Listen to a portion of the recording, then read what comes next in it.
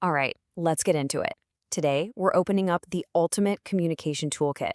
We're going to break down all the essential tools you need to build really powerful stories and, craft arguments that actually work.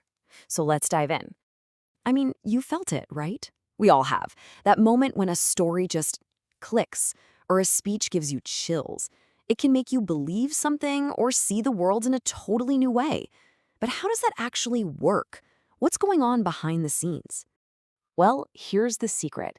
It's not some kind of magic. It's a set of skills, a collection of tools, really, that anybody can learn how to use. And today, we're going to unpack that toolkit piece by piece. First up, the tools for telling a great story. Think about it. Every single story that has ever grabbed you, whether it's a huge blockbuster movie or just a funny thing that happened to your friend, it's built on the exact same foundations. And it all starts at the heart of the story, the characters. It all boils down to this really simple, powerful dynamic. You've got your protagonist, that's the hero we're all rooting for, and then you've got the antagonist, the person or the thing standing in their way. It's Luke Skywalker versus Darth Vader, Harry Potter versus Voldemort. This basic clash is what creates all the drama and pulls us in. And that clash, that tension, well, that's what we call conflict. It's literally the engine of the story.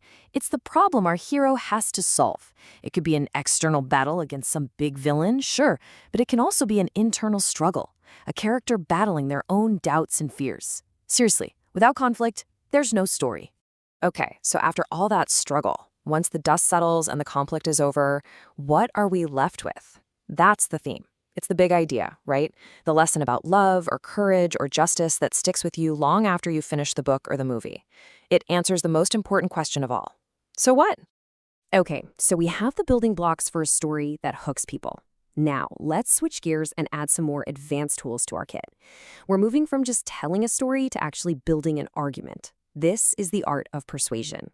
And for this, we've got to go way back, all the way to ancient Greece, to Aristotle.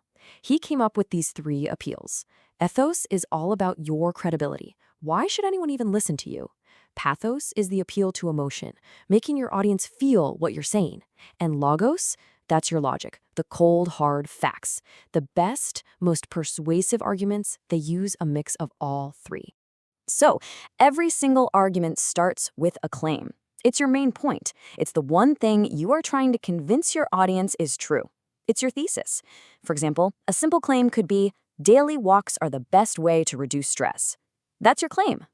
But a claim by itself is just an opinion, right? It needs backup. And that's where evidence comes in. This is your proof. The statistics, the studies, the expert quotes, even the personal stories that show your claim is legit. Without strong evidence, even the best claim falls flat. Now, this is crucial. Knowing which tools to use is great, but it's just as important to know how to spot a broken one.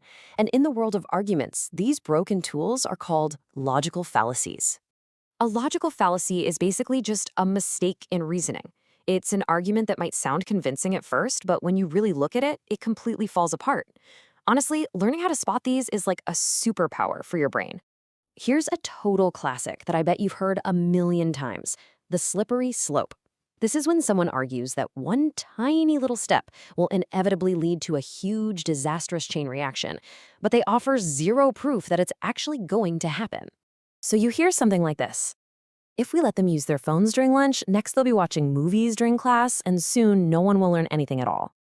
See that massive leap? It goes from a small, reasonable thing straight to a catastrophic outcome with no evidence connecting the dots. It's a trick designed to scare you, not convince you with reason. And here are two more common traps to keep an eye out for. First, ad hominem. That's Latin for to the person. It's when you stop arguing about the idea and start attacking the person who said it. A total cheap shot. Then there's the false dilemma. This is the either-or fallacy, where someone tries to force you into choosing between only two options, when really there are plenty of other possibilities. Okay, so we know how to build a story, we know how to make an argument, and we know which traps to avoid. Now for the final layer: making our language beautiful, making it memorable. These are the tools of style. A metaphor. It's so powerful because it doesn't just say something is like something else. It says it is something else. It creates this instant, vivid picture in your head. Juliet isn't just warm and bright, she is the sun, the center of Romeo's whole world. And don't ever think repetition is just being lazy and saying the same thing over and over. When it's used well, like in this famous line, it creates a rhythm, a kind of drumbeat that hammers home a really important idea. That it was the structure, drives home the book's whole point about contrast. It's brilliant. And finally, alliteration. You know this one. The repetition of sounds at the start of words. It's simple, it's musical, and it just makes phrases catchy and fun to say. It adds a little bit of poetry to your prose. So there you have it. We've gone all the way from the basic bones of a story to the fine-tuning of really persuasive language.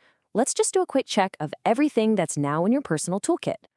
You've got the tools to build a great story, the strategies to persuade people, the critical thinking to spot a bad argument from a mile away, and the stylistic flair to make your words really sing. That is a seriously powerful combination.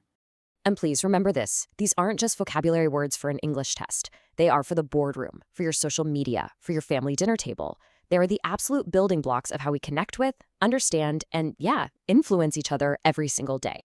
So now the question really isn't about what these tools are anymore. The question is, what are you going to do with them? Are you going to build a more compelling story? A more persuasive case for something you believe in? The toolbox is open. It's time to get building.